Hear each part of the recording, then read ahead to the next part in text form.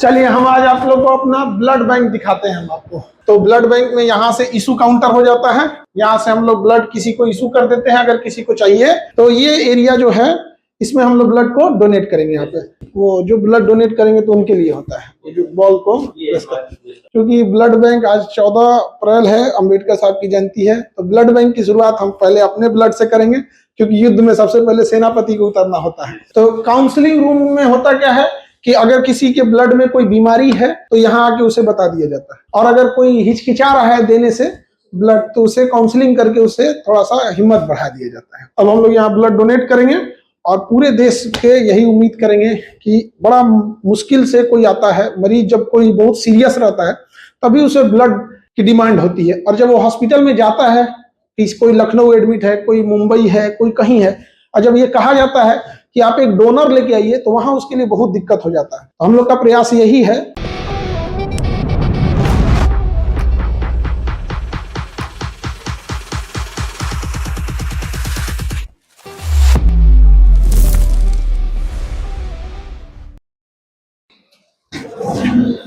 चलिए हम आज आप लोग को अपना ब्लड बैंक दिखाते हैं हम आपको। ब्लड बैंक में हम लोग आते हैं, आज 14 अप्रैल है और भीमराव अंबेडकर साहब की जयंती है। तो आज के दिन हम लोग ने अपना ब्लड बैंक ही स्टार्ट किया है। तो हम एक एक करके आपको ब्लड बैंक का टूर कराते हैं। आइए आप लोग यहाँ पे। तो ब्लड बैंक में यहाँ से इशू काउंटर हो जाता है, यहाँ से हम लोग ब्लड किसी को इशू कर देते हैं अगर किसी को चाहिए तब। और अगर कोई ब्लड डोनेट करने आए तो हम लोग यहाँ पर ये रूम आ जाता है हम लोग का medical examination and registration room. Hello sir. Hello sir. तो यहाँ पर हम लोग जो भी डोनेट करने आएगा सर, यहाँ पे उनका सबसे पहले सर हम लोग यहाँ पे रजिस्ट्रेशन करते हैं सर, और उसके बाद बीपी वगैरह नाप लेते हैं, मेडिकल एग्जामिनेशन थॉरोली करते हैं सर। हाँ। क्या वो देने ब्लड डोनेट करने लायक है कि नहीं। अच्छा अच्छा। उसके बाद ही हम लोग सर आगे प्रोसीड करते हैं। तो यहाँ जब फिर पता चल जाएगा कि ब्लड डोनेट करने लायक फिट है एकदम, बीपी सी ठीक है, हीमोग्लोबिन ठीक है, सब चीज, तभी आगे प्रोसीड करें। हाँ, बीमारी नहीं है कोई, तभी जाके हम लोग उसे प्रोसीड करें इस रूम में सर। ठीक है, thank you sir.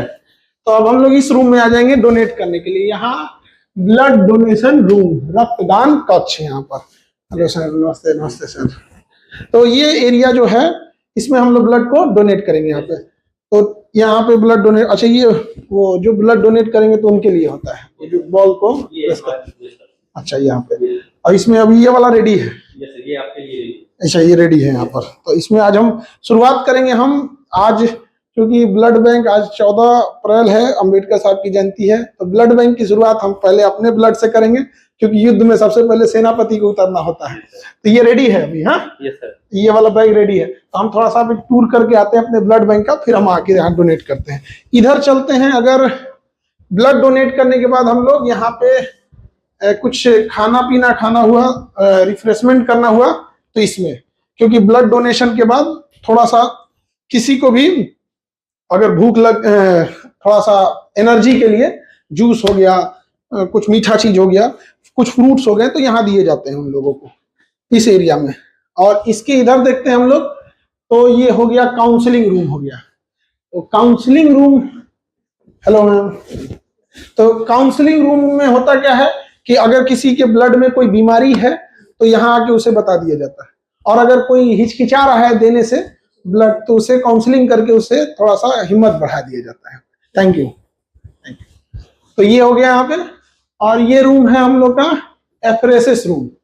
Apheresis room यहाँ पर, इसमें क्या होता है एफरेसिस रूम में, तो ये बेसिकली प्लेटलेट के लिए होता है यहाँ पर। तो अगर किसी को डेंगू हो गया या फिर उसका प्लेटलेट एकदम डाउन हो गया है, 15,000 आ गया, तो मरने के कगार पे पहुंच जाएगा।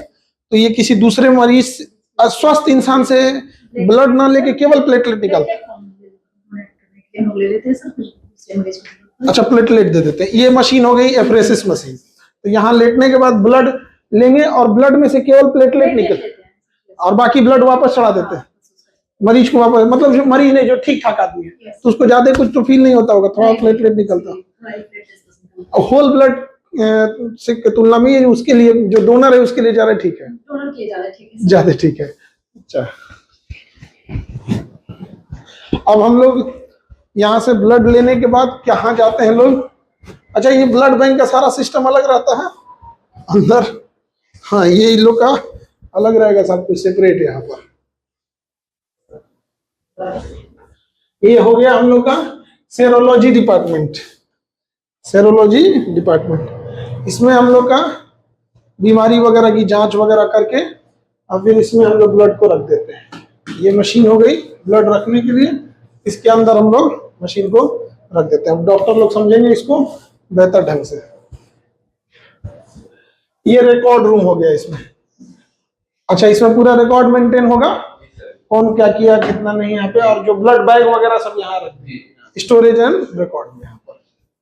और ये सबसे इंपॉर्टेंट चीज, टीटीआई रूम। कोई भी बड़ी बीमारी वगैरह तो नहीं है ब्लड में, उसकी यहाँ पे जांच होगी। यहाँ पर ये पूरा प्रॉपर इस मशीन से जांच होगी। अच्छा, उसका डिजिटल डेटा इससे रख लेंगे हम लोग। अच्छा, डिजिटल डाटा रखने के लिए काम आएगा यहाँ पर।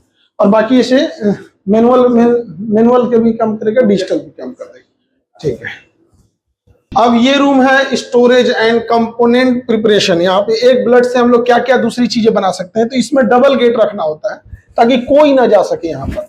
अभी हम लोग, क्योंकि अब ये स्टार्टिंग अब होने जा रहा है, तो शायद अब इसके बाद आना मुश्किल हो या अभी बड़ा प्रोटोकॉल फॉलो करना पड़े, तो सबसे पहले हम लोग फर्स्ट गेट को खोलते हैं। और फर्स्ट गेट खोलने के बाद उसके बाद हम लोग को यहाँ सेकेंड गेट खोलना होता है। और तब हम लोग इसके अंदर आते हैं। और अंदर आने के बाद इसके अंदर फिर पूरी चीजें प्रिपरेशन की जाती हैं। यहाँ पर अलग अलग चीजें तैयार होंगी। यहाँ पर इसमें अब अलग अलग, किसी को कोई ब्लड का कंपोनेंट चाहिए, किसी को क्रायोप्रेसिपिटेट चाहिए। जैसे किसी को गन शॉट हो गया, गोली लग गई, तो उसका ब्लड ज्यादा ही जाने लगता है, तो उसे नॉर्मल न चढ़ा के उसे क्रायोप्रेसिपिटेट भी कई टाइप के ब्लड होते हैं, और जैसा डॉक्टर उनको प्रिस्क्राइब करेंगे उसी हिसाब से ब्लड दिया जाता है। यहाँ कहीं ऑटो सीलर होंगे, इसके अंदर सब ब्लड्स होंगे, इसके अंदर भी होंगे। टेम्परेचर अलग अलग हो सकता है। अब इसका टेम्परेचर अगर हम देखेंगे तो -80 डिग्री होगा इसके अंदर। इंसान का क्या हाल होगा -80 डिग्री पे? इसका टेम्परेचर है -40 डिग्री सेल्सियस, -40 डिग्री सेल्सियस। और ये हो गया आपका अलग टाइप का, ये सब में ब्लड्स रखे रहेंगे। और ब्लड के लिए जो यूज के लिए जो रीएजेंट्स होंगे वो सब इसमें होंगे। यहाँ पे रीएजेंट। अच्छा, ये मूवमेंट कर रहा है भाई? प्लेटलेट एजिटेटर है सर, प्लेटलेट खराब ना हो इसलिए। अच्छा, प्लेटलेट रखता है तो उसे मूव कराना होता है, और अगर मूव नहीं करेंगे तो प्लेटलेट खराब हो जाएगा। एक्टिव रहने के लिए ये सब प्लेटलेट को। अच्छा, प्लेटलेट का लाइफ कितने दिन है? 7 दिन, 7 डे है सर। अच्छा, बहुत सबसे कम लाइफ उसी का रहता है प्लेटलेट का। अब डेंगू का टाइम आएगा तो सबसे ज्यादा इसी का डिमांड आ जाता है यहाँ पर। तो अब हम लोग इधर चलते हैं अपने ब्लड बैंक से। ये टीटीआई रूम हो गया, ये सेरोलॉजी डिपार्टमेंट। यहाँ से इशू काउंटर हो जाएगा। यहाँ से किसी को जब फाइनल इशू होगा तो यहाँ से इशू काउंटर हो जाएगा यहाँ पे। हाँ, यहाँ। और इस एरिया में अब हम लोग चल के ब्लड को अब अपना डोनेट करते हैं। ये रिफ्रेशमेंट रूम हो गया यहाँ पे। अच्छा, इस रूम से हम जाके देख नहीं सकते हैं ये वाला रूम, क्योंकि इसमें ना काउंसलिंग रूम होता है, उसको पैक रखा जाता है। उसमें अगर किसी को कोई बीमारी आ गई या कोई ब्लड डोनेट नहीं करना चाहता है या कुछ उसको काउंसलिंग करके बताना है, तो उसी के अंदर बताना होता है। तो नॉर्म्स के अनुसार उसको पारदर्शी नहीं रख सकते, उसमें किसी को नहीं देख सकते। अब हम लोग यहाँ ब्लड डोनेट करेंगे और पूरे देश के यही उम्मीद करेंगे कि बड़ा मुश्किल से कोई आता है मरीज, जब कोई बहुत सीरियस रहता है तभी उसे ब्लड की डिमांड होती है। और जब वो हॉस्पिटल में जाता है, कोई लखनऊ एडमिट है, कोई मुंबई है, कोई कहीं है, और जब ये कहा जाता है कि आप एक डोनर लेके आइए, तो वहां उसके लिए बहुत दिक्कत हो जाता है। तो हम लोग का प्रयास यही है कि हम लोग ये व्यवस्था इतना ब्लड उपलब्ध करा सके ताकि कभी किसी को डोनर मांगने की हॉस्पिटल को जरूरत ना पड़े। डॉक्टर की भी मजबूरी होती है कि वो कहता है कि भैया उनके पास तो ब्लड कोई मशीन से तो बनती नहीं है, दूसरा कोई देगा तो किसी और में चढ़ाया जाएगा। तो इसलिए हम लोग की कोशिश यही है। तो आज से हम लोग इसको स्टार्ट कर रहे हैं। अंबेडकर जी की आज जयंती भी है। सभी लोग को अंबेडकर जयंती की ढेर सारी शुभकामनाएं। और अंबेडकर जयंती के दिन हम लोग इस ब्लड का शुभारंभ कर रहे हैं। और सबसे पहले जरूरी होता है कि किसी भी युद्ध में सेनापति को जाना, तो सबसे पहले हम ही दे के स्टार्ट करेंगे। क्यों सर?